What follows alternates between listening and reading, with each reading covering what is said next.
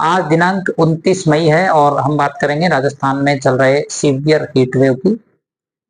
सबसे पहले यदि तापमान पर नजर डालें तो इस सीजन में पहली बार अधिकतम तापमान 50 डिग्री सेल्सियस को क्रॉस कर गया।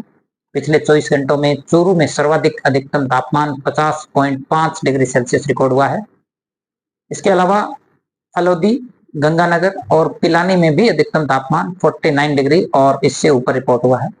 यानी कि भीषण लू, इसके अलावा वार्म नाइट की कंडीशंस फिलहाल राजस्थान के कई इलाकों में बनी हुई है। अगले 48 घंटों में सीवियर हीट वेव, इसके अलावा वार्म नाइट की कंडीशन जो है अभी भी राज्य के खासकर उत्तरी और पश्चिमी, इसके साथ साथ में जो उत्तर पूर्वी राजस्थान के कुछ हिस्से हैं इनमें जारी रहेगी।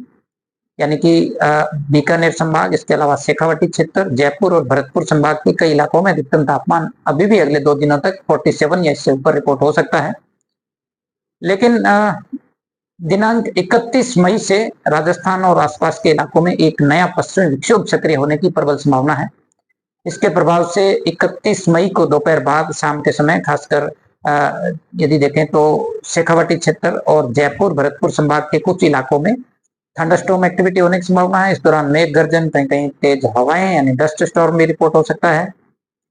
आंधी बारिश का जो ये दौर है ये 1 और 2 जून को भी राजस्थान के कुछ इलाकों में होने की प्रबल संभावना है, खासकर बीकानेर संभाग के इलाके, इसके अलावा शेखावाटी क्षेत्र रहेंगे और जयपुर भरतपुर संभाग के इलाकों में 1 और 2 जून को भी आंधी बारिश, कहीं कहीं तेज हवाएं जो है वो दर्ज होंगी। हवाओं की गति इस दौरान 50 से 60 किलोमीटर प्रति घंटा तक की रिपोर्ट हो सकती है। तो कुल मिलाकर ये जो सीवियर हीट वेव और उष्ण रात्रि का दौर फिलहाल राजस्थान में पिछले 2 सप्ताह से बना हुआ है, ये अब 48 घंटों बाद धीरे धीरे कम होगा और 1 जून को देखेंगे कि अधिकांश भागों में जो मैक्सिमम टेम्परेचर है वो 45 डिग्री या इससे नीचे रिपोर्ट होगा। यानी कि हीट वेव का जो दौर है वो 1 जून से राजस्थान के ज्यादातर भागों में खत्म होगा और हीट वेव से जो है वो राहत मिलने की प्रबल संभावना है।